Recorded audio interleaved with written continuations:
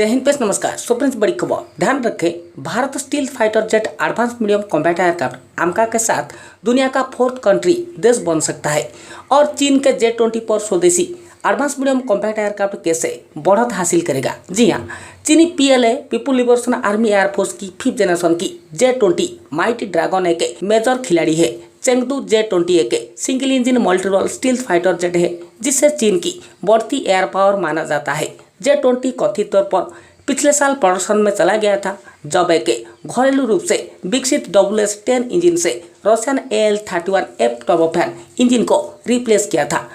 Russian निर्मित इंजनों ने आमतौर पर चीनी एयरक्राफ्ट को पावर दिए हैं और रशियन इंजनों से अधिकतम मैक्सिमम फ्लेक्सिबिलिटी एंड इंडिपेंडेंस हासिल करने के लिए चीन ने लॉन्ग टाइम से अपना इंजन बनाने की कोशिश कर रहा है। और किसी भी तरह हो, J-20 फॉर WS-15 जो कि WS-10 का एडवांस वर्जन है, ये इंजन का सफल टेस्ट चीन का अगला बड़ा कदम हो सकता है। लेकिन कुछ रिपोर्ट के मुताबिक अभी भी ये इंजन सही नहीं है।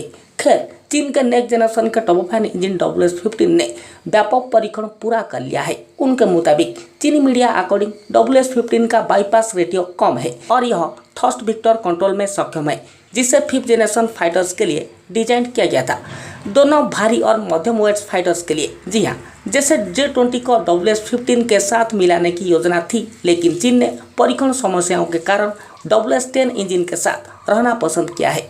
चीन के पास अभी भी लगभग 40 से ज़्यादा J-20 फाइटर जेट्स है। जी हाँ, जो चीन का दावा है कि उसने इन्हें अपने WS-15 इंजन के साथ लेस करेगा। जी हाँ, क्योंकि चीन USA एयरफोर्स के साथ अंतर को कम करने के लिए घुटने दम तक कोशिश कर रहा है, प्रयास कर रहा है। और उनके मुताबिक WS-10 इंजन ने F-22 इंजन के साथ कॉम्पीट करने के लिए डिजाइन है। मतलब फ्रेंड्स, चीन को WS-10 इंजन बनाने के लिए किसी देश से भी TOT प्राप्त नहीं हुआ है।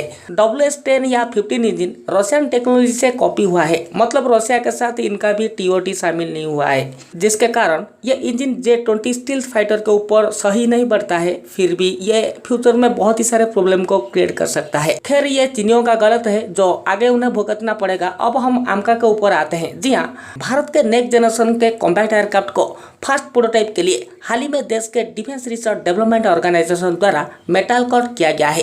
2024-25 के लिए एडवांस मीडियम कॉम्बैट एयरक्राफ्ट की फर्स्ट फ्लाइट की योजना है और मास प्रोडक्शन जो कि सीरियल प्रोडक्शन 2029-30 से शुरू हो जाएगा।